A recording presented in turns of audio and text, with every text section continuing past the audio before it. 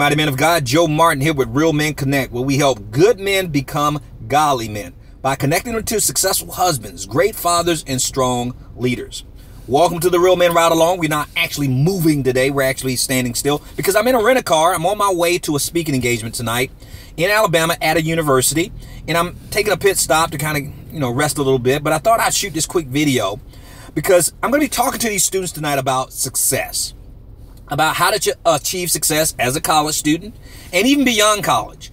But this topic of success, I want to address it from a different angle with you today. Now, I'm not going to talk about this tonight with them, and maybe I should, but I think you could probably relate to this more as men, okay?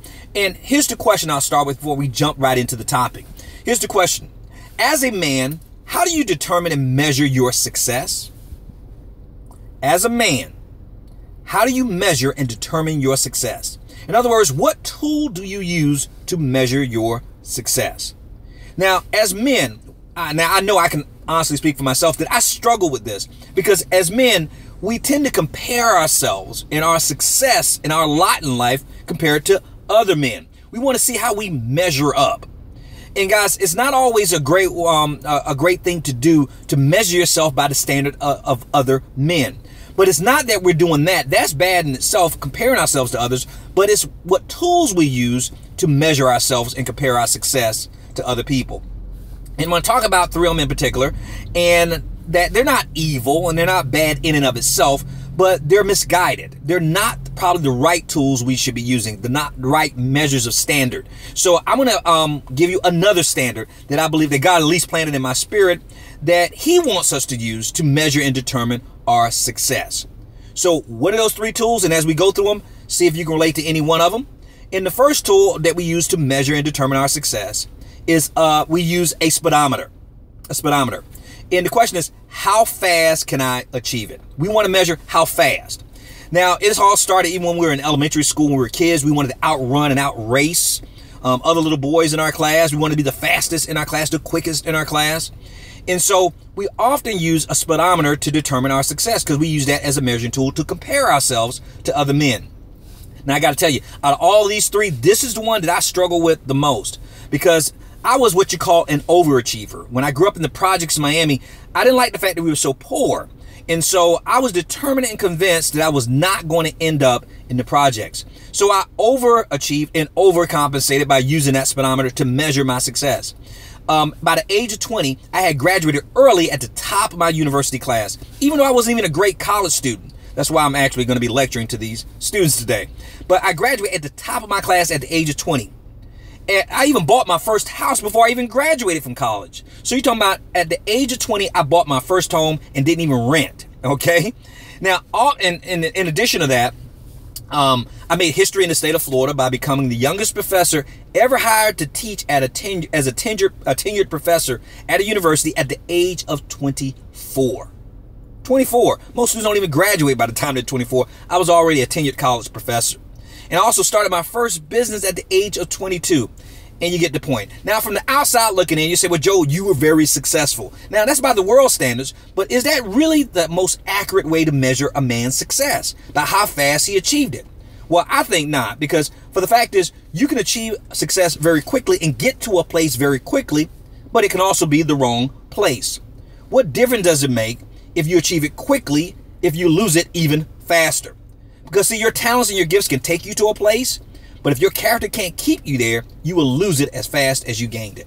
Now, if you don't believe me, just look in the media and you look at entertainers and athletes and how fast they achieved success and how it came all at once and they couldn't handle it. So that's not always the best tool. So ask yourself, are you using a speedometer to measure your success as a man? Now, we say there's 3. Here's the second one right here. Now, I tell you, I struggle with that one the most, the speedometer, but I also struggle with this one as well, but to a different degree. And that's a calculator. We often use, as men, we use a calculator to quantify and to calculate our success because we're looking at how much. Where the speedometer was how fast, now we're looking at how much. How much do I own? How much can I make? How much can I accumulate? And we tend to use that as a measuring stick to compare ourselves to other men. Is my income and my salary larger? Do I have more stocks and bonds than the average person? How many homes do I own? How many businesses have I owned?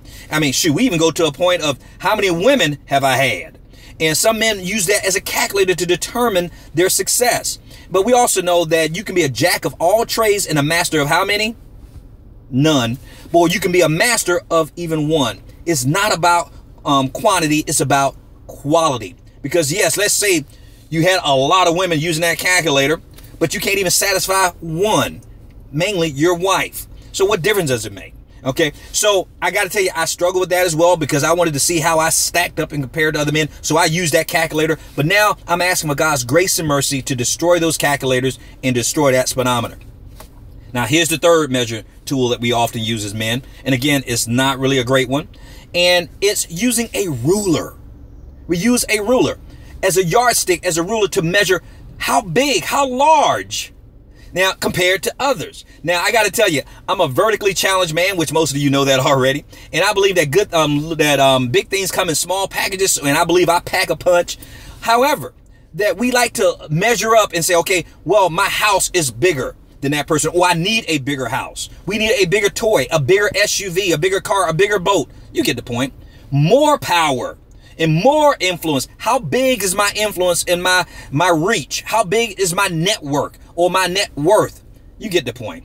And so we look at how large, but guys, we know it's not all wrapped up in how big, because look, what difference does it make how big a tree is if the roots are not planted deep? So guys, we have to go below the surface. Now, to tie all three of these up and why they're not a great measuring tool, and it'll transition to what is, look at it as a mountain. We can pick the largest mountain because we measured it by the ruler and said, wow, I'm climbing that bigger mountain. We can even calculate how fast we can do it, a speedometer, and how many mountains we're able to climb. But here's the fourth measuring tool we should use, and which is a compass. Because what difference does it make if I conquer several mountains? I get up there quicker than everyone else, and it's the largest mountain in the world. However, it was the wrong mountain. See, the compass, what God wants us to use is a measuring tool, as a measuring stick, is are we moving in the right direction? The right direction of obedience, of humility, of brokenness, of pursuing our purpose, pursuing our goals and our destiny. Guys, we have to look at a compass as a more accurate measuring tool for our success. Now, what do you think? Are you using a speedometer? Are you using a calculator? Are you using a ruler? Or are you following God's plan and using a compass and towards His way, doing it His way in His timing, the way He wants us to do it? Guys, I'm hoping that this blessed you. If so, please share this video with another man who may need to reassess and reevaluate the measuring stick that he's using to measure his success.